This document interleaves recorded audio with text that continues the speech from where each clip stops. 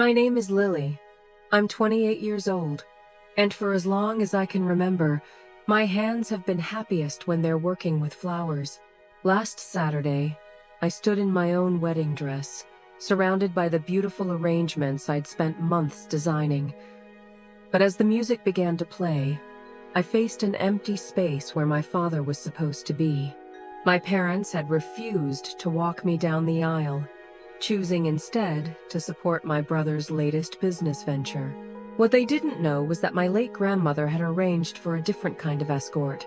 Her lawyer, armed with a legacy statement that was about to expose every secret they had ever kept. If you've ever felt invisible in your own family, drop a comment letting me know where you're watching from. And be sure to hit that like and subscribe button, because you'll want to see how this story unfolds. To understand why my own parents would abandon me on my wedding day, you have to understand the invisible roles my family assigned us from birth. My younger brother, Adam, was the dreamer, the golden child. I was the gardener. It was my job to make sure his dreams could grow, no matter the cost to my own. Adam was 2 years younger, effortlessly charming, and perpetually on the verge of his big break. He was a serial entrepreneur, but the only thing he ever successfully produced was debt. From a luxury sock subscription box to an app that reviewed artisanal ice, his ideas were flashy, expensive, and always ended in failure. My parents, however, didn't see failure. They saw ambition. They saw a reflection of their own unfulfilled aspirations. And me? I was the responsible one, the steady one. After graduating with a degree in horticulture, I took a job at a high-end floral boutique in the city. I was good at it, and I loved it. Every spare dollar I made, every extra shift I took, went into two places. A savings account labeled Bloom and Barrow Flower Farm, my deepest, most cherished dream, and a second, unofficial account I called the Adam Bailout Fund. It wasn't a choice, it was an expectation. Our family dynamic was an unspoken contract. Adam would create the messes, and I, Lily, would quietly clean them up. The pattern was set when I was 19.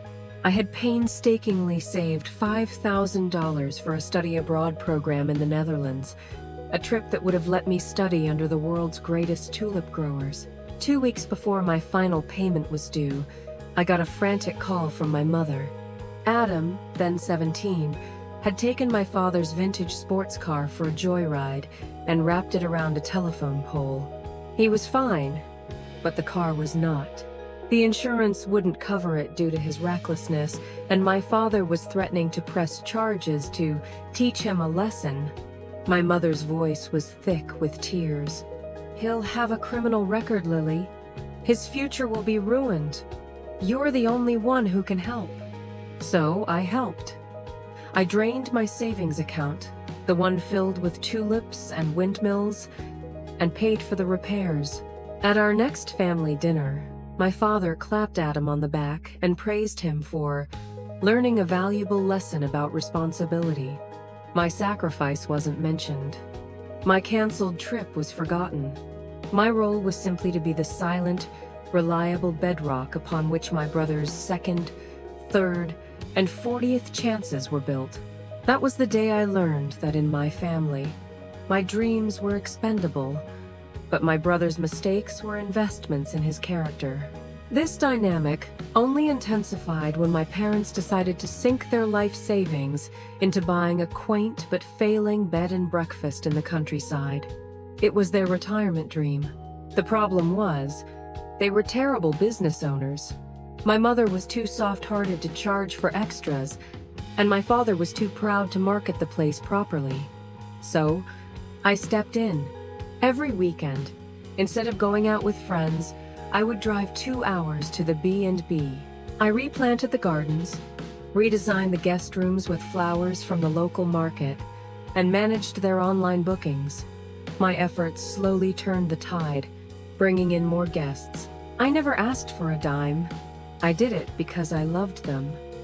But soon, any small profit the B&B made wasn't reinvested. It was siphoned off to fund Adam's next brilliant idea. When I tried to protest, my father would give me his signature look of disappointment. Adam needs this, Lily. He's on the cusp of something big. Don't be selfish. The only person who ever saw the injustice was my grandmother, Evelyn.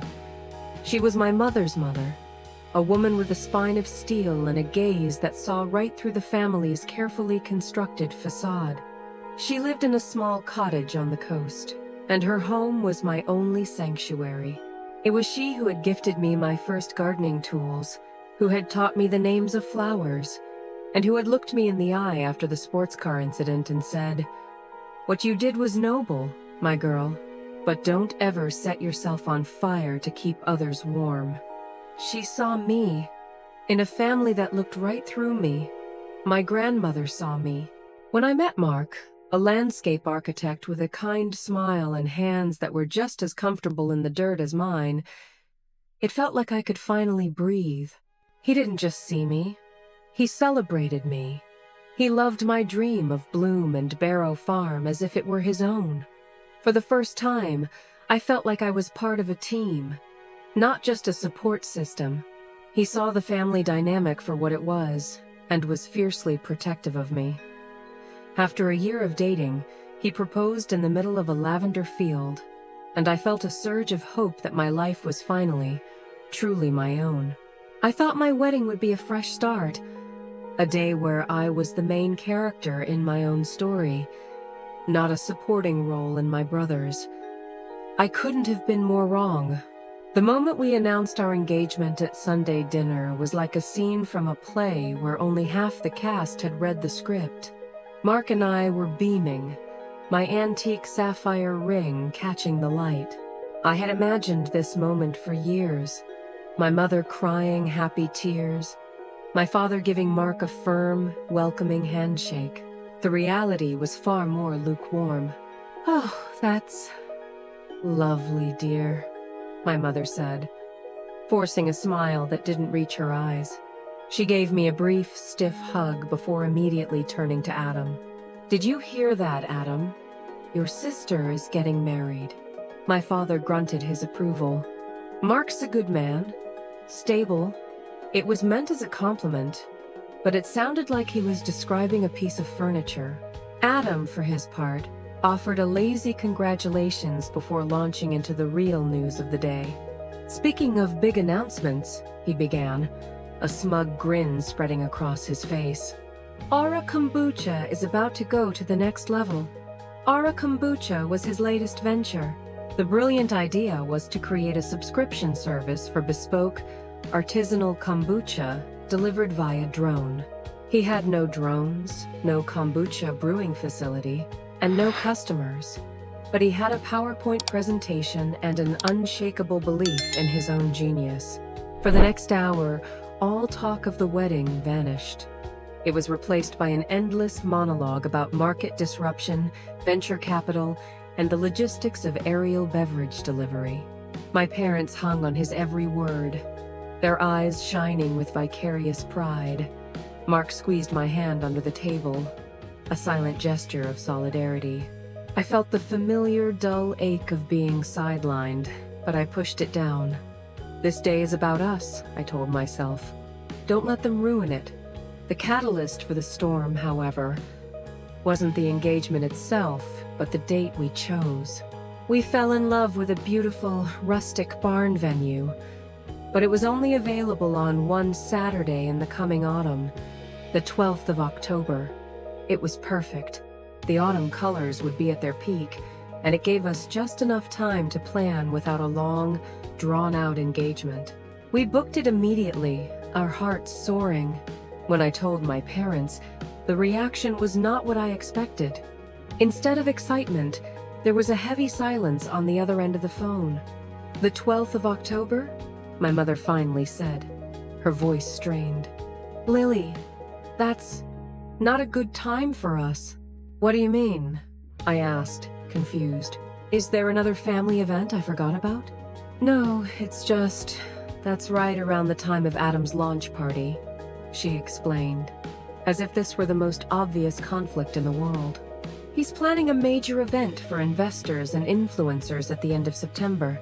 We need to be fully available to support him, financially and emotionally.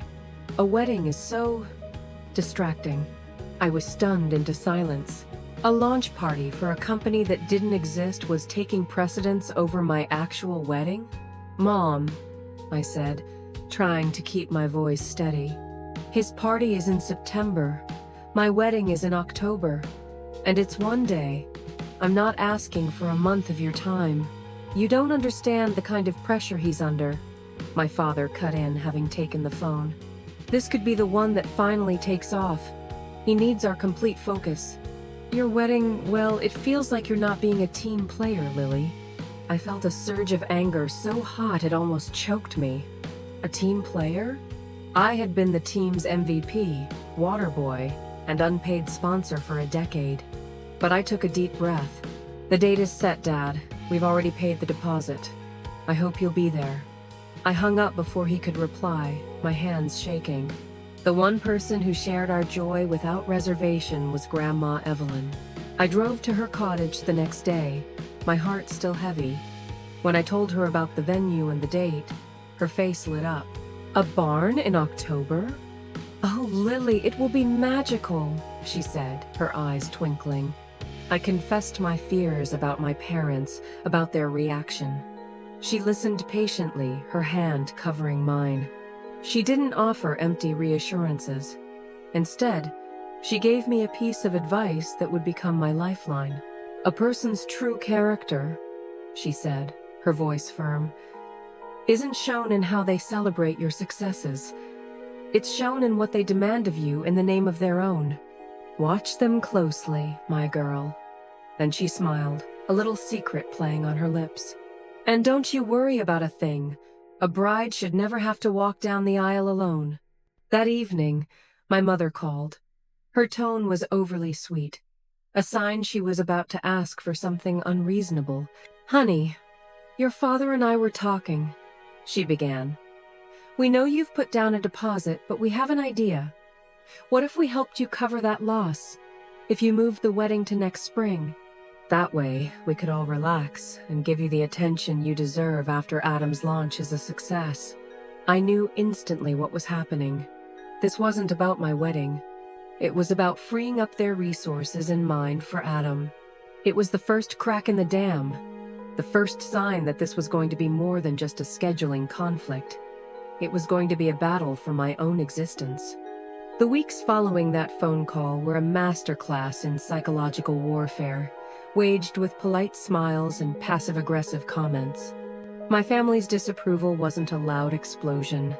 It was a slow, creeping frost, chilling every aspect of my wedding planning. The campaign to make me postpone my own life for my brother's imaginary success began in earnest, and it was relentless. The first major offensive was financial. My parents had promised us $10,000 towards the wedding. It was a generous offer, and one we were incredibly grateful for, as it would allow us to put more of our own savings towards the down payment on the farm. A month after we booked the venue, I called my dad to ask about the funds so we could pay the caterer. About that, he said, his voice hesitant. Your mother and I were thinking, Adam's drone prototypes are more expensive than he anticipated. He needs a little bridge loan to get him to the next round of funding. We thought, since you and Mark both have good jobs, that perhaps we could divert that wedding money to him for now. We'll pay you back, of course, once Aura Kombucha takes off. I felt my stomach clench. Dad, it's not a bridge loan. It's his company, and you're not diverting it. You're taking the money you promised me and giving it to him. Again. Lily, don't use that tone, he warned. This is an investment in your brother's future. Family helps family. You wouldn't want to be the reason he fails, would you? The emotional blackmail was so blatant, so familiar. For years, I had been positioned as the potential saboteur of Adam's success if I ever dared to prioritize myself. I told him Mark and I would figure it out, that we didn't need their money. The line went quiet for a moment. "Good," he said, a note of relief in his voice. "I knew you'd understand." He didn't see it as a sacrifice, he saw it as my duty. The next front was emotional. My mother took it upon herself to become the chief critic of every wedding decision I made. She accompanied me to a tasting at the catering company we'd chosen, a wonderful farm-to-table outfit that Mark and I adored. She picked at the food, her lips pursed. "It's very rustic, isn't it?" she commented loudly. "I hope your guests like kale. Adam, would prefer something more sophisticated for his events. A proper steakhouse, perhaps." Every compliment for my wedding was framed as a comparison to my brother's hypothetical future successes. The dress was the worst. I had found the perfect one. A simple, elegant A-line gown with delicate lace sleeves. It felt like me. When I stepped out of the dressing room, my eyes shining, my mother's face fell. "Oh," she said, the disappointment clear in her voice. "It's fine. A bit plain, don't you think? It's not very memorable." She then spent 10 minutes showing the consultant pictures of glamorous, jewel-encrusted ball gowns on her phone. "Now this is a wedding dress," she'd say. "This makes a statement." The message was clear. My taste was inadequate. My choices were second-rate. I left the boutique fighting back tears. The joy of the moment completely soured. Throughout this, Adam remained blissfully ignorant, or perhaps willfully oblivious. He'd call me, not to ask about the wedding, but to complain. "Can you believe Mom and Dad are stressing about the budget for the launch party?" He'd whine. "I need a top-tier PR firm, not some local guy. Could you maybe talk to them? Or maybe you and Mark could chip in a little. Think of it as an early investment. You'll get it back 100 times over." He saw my life, my income, my relationship, as nothing more than resources for his own use. I tried to have a calm, rational conversation with my parents. I invited them to dinner at the small apartment Mark and I shared. "I feel like my wedding is being treated like an inconvenience," I began, my voice trembling slightly. "I need you to be present for me. I need you to be excited for me." "Oh." My mother reached across the table and patted my hand, her expression one of pity. "Oh, sweetie, we are excited for you. But you're being overly sensitive. You have Mark now. You're settled. Adam is still out there, fighting to make his mark on the world. He just needs more from us right now. It's a different kind of love, a different kind of support. You're the strong one. You don't need us as much." It was the most insidious form of gaslighting. My strength was being used as a justification for their neglect.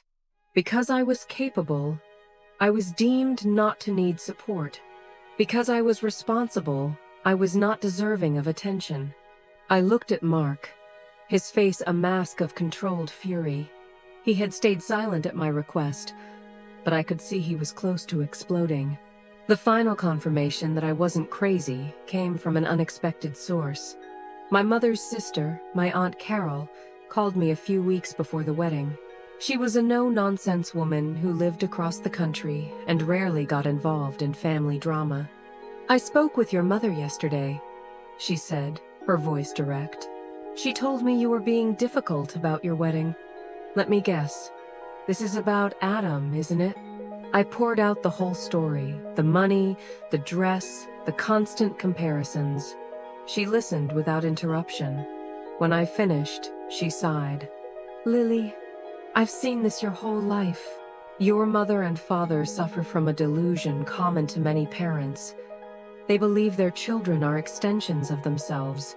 To them, Adam's flashy, high-risk ventures represent the success and excitement they never had. Your quiet, steady competence doesn't give them the same thrill. It's not fair, and it's not your fault. Don't let them make you feel small on your own wedding day." Hearing that validation from someone outside my immediate bubble was like a lifeline. It wasn't me. I wasn't being sensitive or selfish. The situation was as unhealthy as it felt. Mark was right. Aunt Carol was right. I was being systematically erased from my own life story.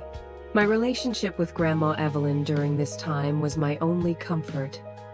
Her health was declining, and she was no longer able to travel, but we spoke on the phone every day. She listened to my frustrations, not with pity, but with a quiet, simmering anger of her own.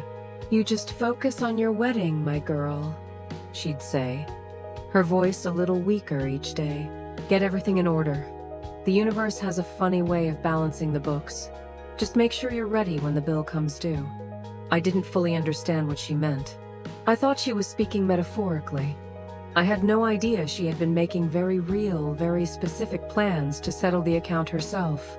But the final blow, the one that shattered any remaining hope I had for my parents' redemption, came in the form of a formal, heartless email just 2 weeks before my wedding day.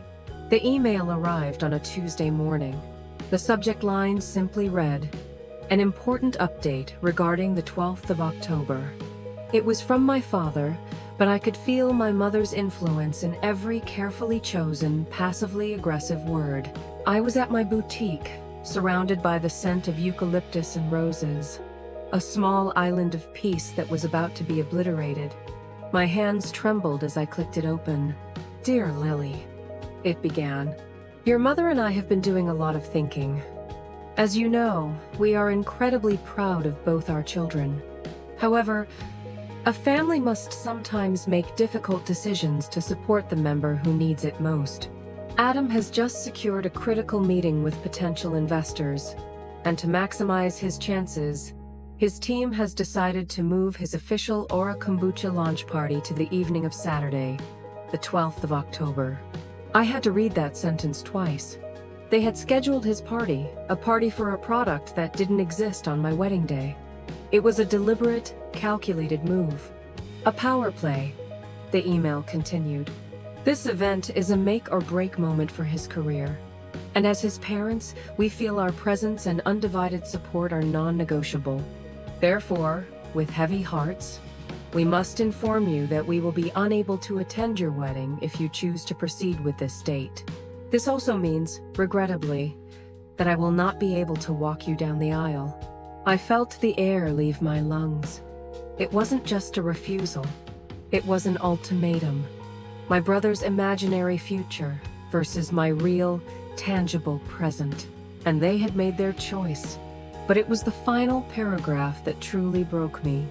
"We trust you will understand and make the mature choice to postpone your celebration until a more suitable time for the entire family. It would be a shame to let a single day cause such a rift.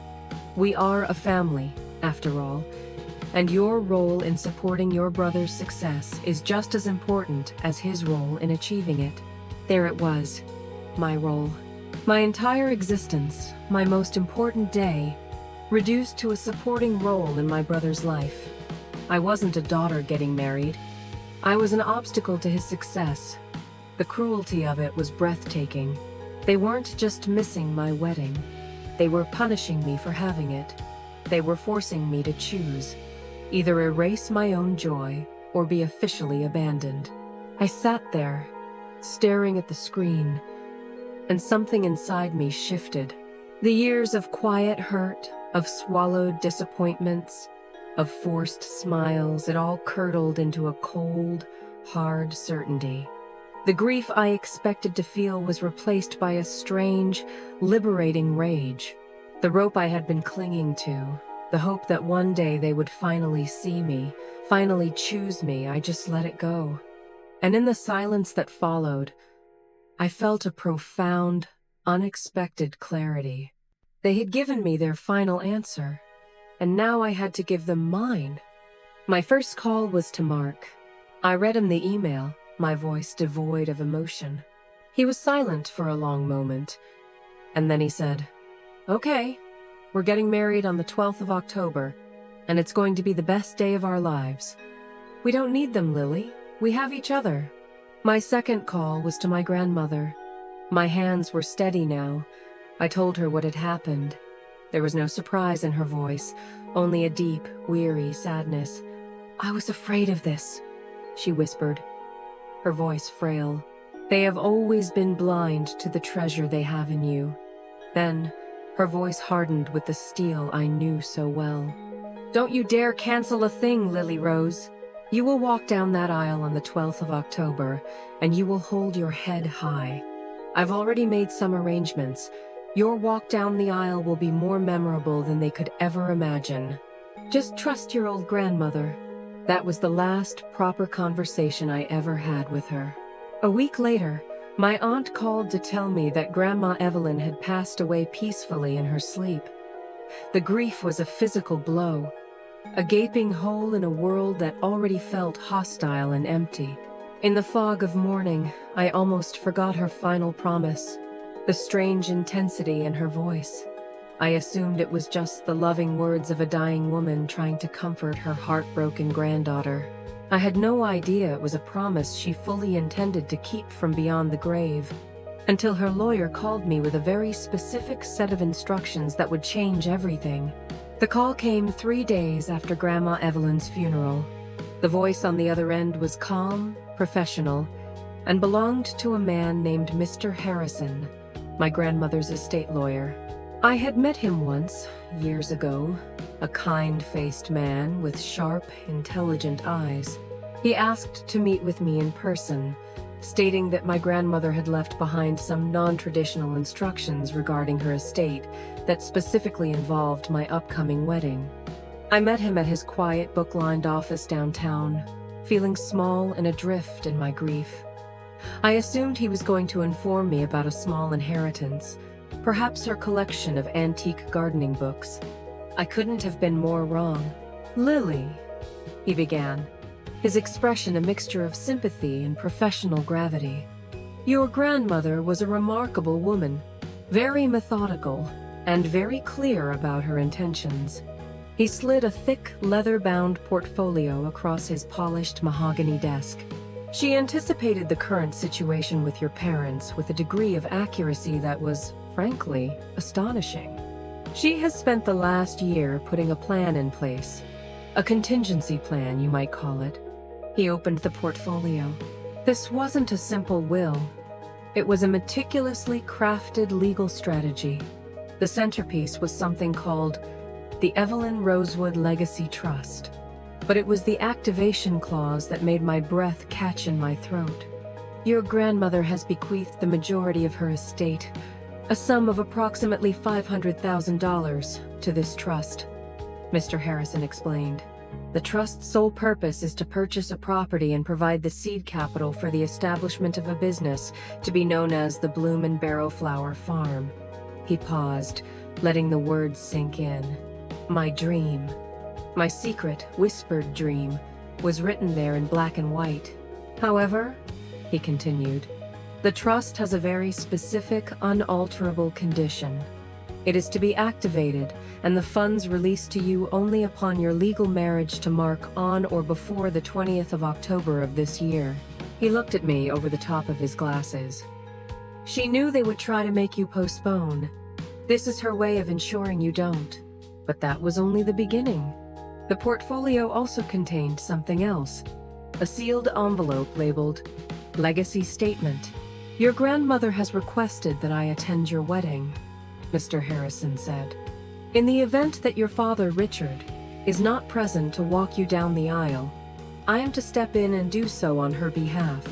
When the officiant asks who gives you away, I am instructed to read this statement aloud to your assembled guests." He handed me a copy. My hands shook as I read it.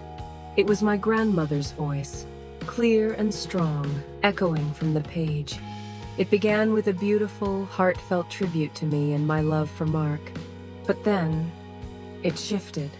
It detailed, with precise dates and figures, the financial support she had provided to my parents over the years, including a $50,000 gift explicitly earmarked for my college education. A gift, the statement revealed, that had been entirely diverted to pay off the debts from Adam's first failed startup, the luxury sock company. It mentioned how she had witnessed their pattern of neglect, their dismissal of my achievements while celebrating Adam's recklessness. It was a systematic, undeniable indictment of their behavior, written not with malice, but with a profound, sorrowful clarity. The statement concluded, "Since Lily's parents have chosen to invest their future in her brother, I have chosen to invest my legacy in her. Today, I give her away not from a place of loss, but as a gift to her new life, a life she will build herself, with love, integrity, and the seeds she is about to plant. May they bloom forever." I sat there, stunned. It was a masterpiece of poetic justice. It was also a declaration of war. "This is a lot," I whispered, my mind reeling. "Your grandmother understood the gravity of this request," Mr. Harrison said gently. "She made it clear that the choice is entirely yours, Lily. You can proceed with the plan, and the trust will be yours.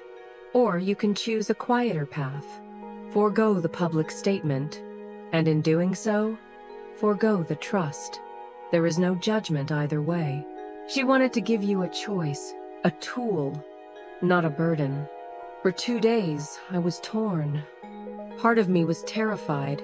The idea of such a public confrontation, of laying my family's dysfunction bare in front of all my friends and loved ones on my wedding day, felt horrifying. It felt messy. I just wanted a peaceful day, a happy memory. But another part of me felt a flicker of something I hadn't felt in a long time: power. My grandmother hadn't just left me money, she had left me a voice. She had left me validation. She had seen every slight, every dismissal, every time I had been made to feel small, and she had chronicled it. She was offering me a chance to finally, irrevocably, balance the books. I thought of Mark, who had stood by me without question. I thought of the flower farm, the dream that felt more real than ever.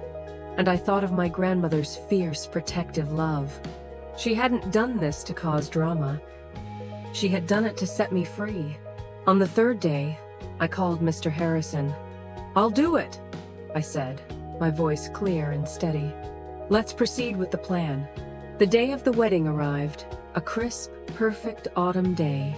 As I stood in my dress, waiting in the bridal suite that overlooked the ceremony site, I felt a strange calm.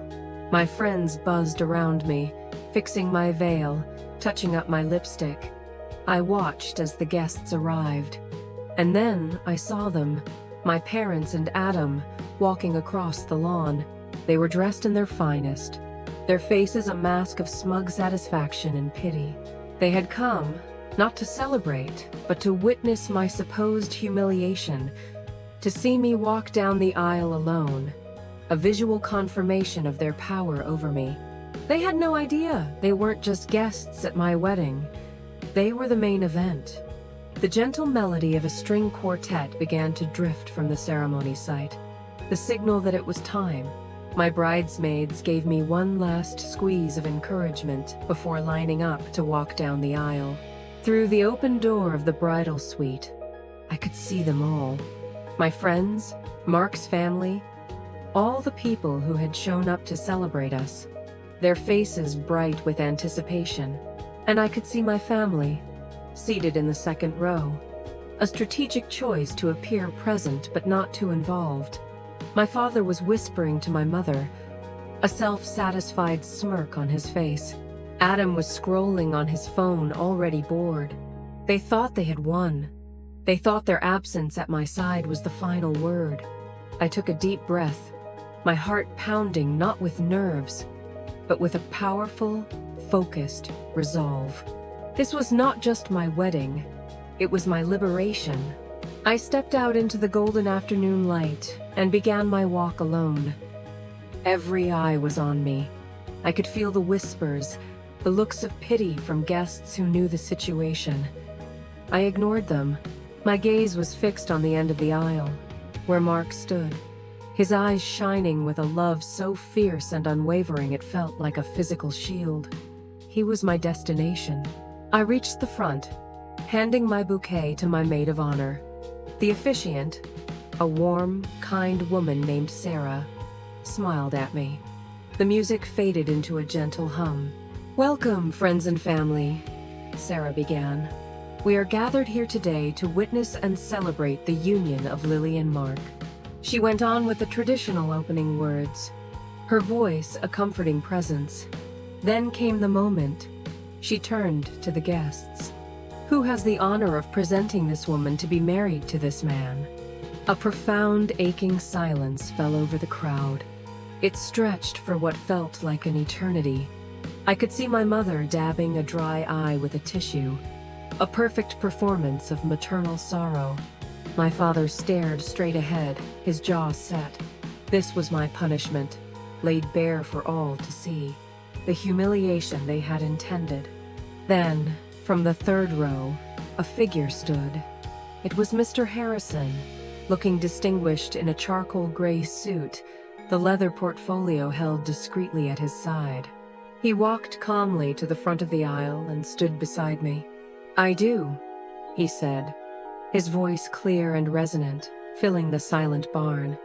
"On behalf of her grandmother, the late Evelyn Rosewood, who loved Lily more than words can say." A collective gasp rippled through the guests. My parents' heads snapped in his direction, their faces a comical mask of disbelief and confusion. My father started to rise, as if to object, but Mr. Harrison was already opening the portfolio. "Evelyn asked me to share a few words on this occasion," he announced, his gaze sweeping over the crowd before landing squarely on my parents. "A legacy statement, to honor the granddaughter who was the light of her life." He began to read. The first part was a beautiful tribute to me, my kindness, my talent, my strength. He spoke of my love for Mark and how my grandmother had seen in him a partner worthy of my heart. I could see some guests smiling, touched by the sentiment. My parents looked merely annoyed, as if this were just an eccentric interruption. Then the tone shifted. Evelyn was also a woman of principle and a meticulous record keeper, Mr. Harrison continued, his voice becoming firmer.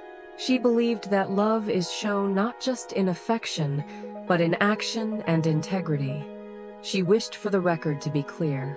On the 16th of April, 2015, Evelyn gifted her daughter and son-in-law the sum of $50,000, with the explicit, documented instruction that it be placed in a trust for Lily's college education. My father went pale. My mother's hand flew to her mouth. "That fund," Mr. Harrison said, looking directly at them, "was never established.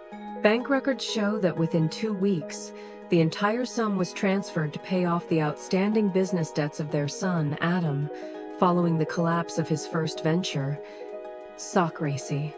Evelyn considered this a profound breach of trust. The whispering among the guests grew louder. Adam sank lower in his seat, his face turning a blotchy red. Mr. Harrison wasn't finished. Evelyn witnessed, with great sorrow, a lifelong pattern of disparity. She saw one child's consistent responsibility be treated as an endless resource, and another child's consistent irresponsibility be celebrated as ambition. She saw Lily's dreams pruned back time and time again to make room for Adam's overgrown weeds. The metaphor, so quintessentially my grandmother, hit me with a fresh wave of love. Therefore, Mr. Harrison's voice boomed, reaching the crescendo. Evelyn chose to make her final act one of rebalancing the scales. Since Lily's parents have chosen to invest their future and their focus in her brother, Evelyn has chosen to invest her entire legacy in her. He raised his head, his eyes locking with mine.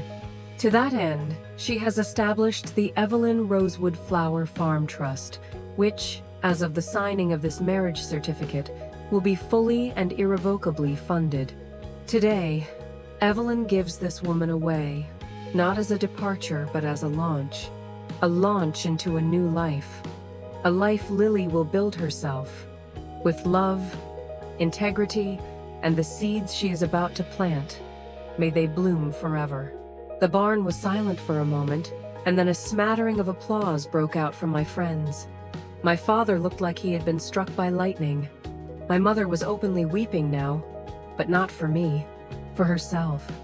Adam shot up from his seat. "This is insane! It's all lies!" he yelled, his voice cracking. Before he could say more, I stepped forward and took the officiant's microphone. My voice was surprisingly steady. "It's not lies," I said, looking out at my guests, my family, my past. "It's the truth. And my grandmother's final gift to me today wasn't money. It was freedom." I turned away from my parents and looked at Mark, my beautiful, steadfast Mark. "And now I would like to marry the man who has always seen me, who has always loved me without conditions. Sarah, please continue." Oh, the ceremony resumed. My parents and Adam didn't just slink out. They practically fled, their faces burning with a shame so profound it was almost pitiable. As I said my vows to Mark, I felt a weight I had carried my entire life finally lift from my shoulders. The drama was over, but I knew the real work of rebuilding my life was just beginning. The moment my parents and Adam disappeared from the barn, the entire atmosphere shifted. The cloud of tension and judgment that had hovered over the day evaporated, replaced by an overwhelming wave of love and support. The ceremony concluded with a kiss that felt less like a seal and more like a breaking of a seal, freeing me into a new reality. As Mark and I walked back down the aisle, hand in hand, we were met not with whispers of scandal, but with a roaring, standing ovation. The reception was everything a wedding should be: joyous, loud, and full of laughter. My friends and Mark's family formed a protective circle around us. One by one, they came up to hug me, their eyes telling me they understood. My Aunt Carol found me by the cake table. "Evelyn was the smartest woman I ever knew," she said, squeezing my hand. "She would have loved today." We danced, we ate, and for the first time, I didn't feel the need to manage anyone else's emotions. I was simply a bride, celebrating with her new husband. The absence of my parents was not a painful void, but a peaceful space. We had been prepared for drama after the ceremony, but they never returned. Their retreat was absolute. The days that followed felt like waking from a long, feverish dream. Mark and I went on our honeymoon, a quiet week in a cabin by a lake, where we did nothing but talk, dream, and decompress. I turned my phone off for the entire 7 days. For the first time, I wasn't waiting for a call about a family crisis. I wasn't bracing for the next demand. I was just free. When we returned, reality set in, but it was a new, exciting reality. We met with Mr. Harrison, who walked us through the trust. My grandmother's planning had been impeccable. The funds were secure, and the path was clear. Within a week, we had put in an offer on a perfect 5-acre plot of land just outside the city. It had a rambling old farmhouse that needed love, a sturdy barn, and fields that sloped gently towards a creek. It was Bloom and Barrow Farm. It was real. The news of what happened at the wedding had spread like wildfire through our community. The fallout for my parents and Adam was swift and brutal.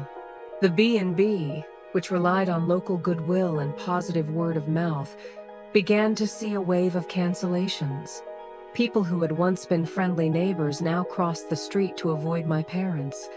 Their performance as the doting, supportive family had been shattered, revealing the ugliness beneath. Adam's launch party, from what I heard, was a disaster. Only a handful of people showed up, mostly out of morbid curiosity.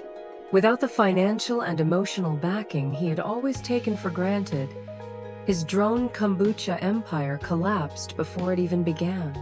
The investors he had been courting disappeared. I received a few rambling, incoherent voicemails. One from my mother, sobbing about how I had humiliated them.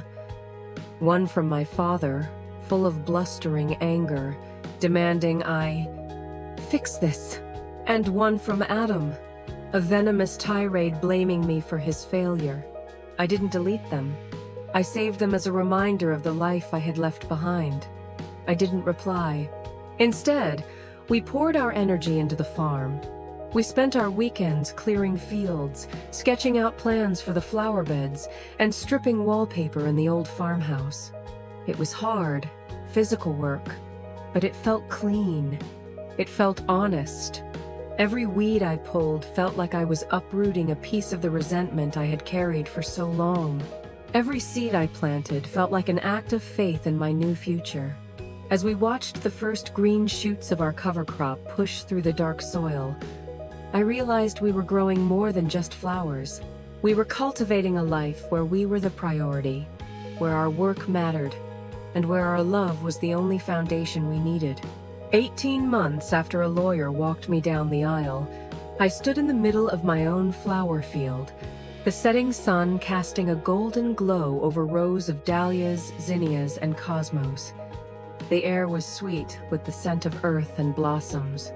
Mark came up behind me, wrapping his arms around my waist, his chin resting on my shoulder. Bloom and Barrow Farm was no longer just a dream on a savings account statement. It was a vibrant, thriving reality.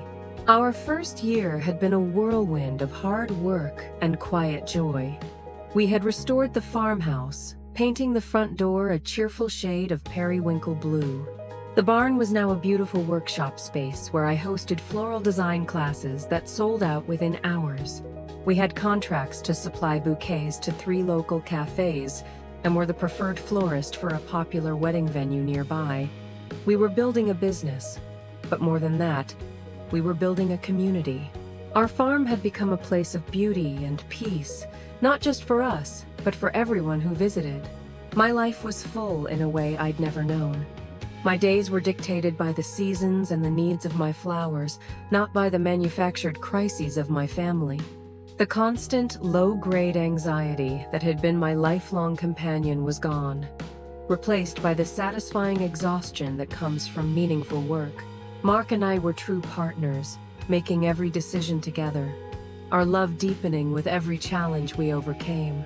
The justice my grandmother had set in motion had unfolded not with a dramatic bang, but with the slow, inevitable creep of consequences.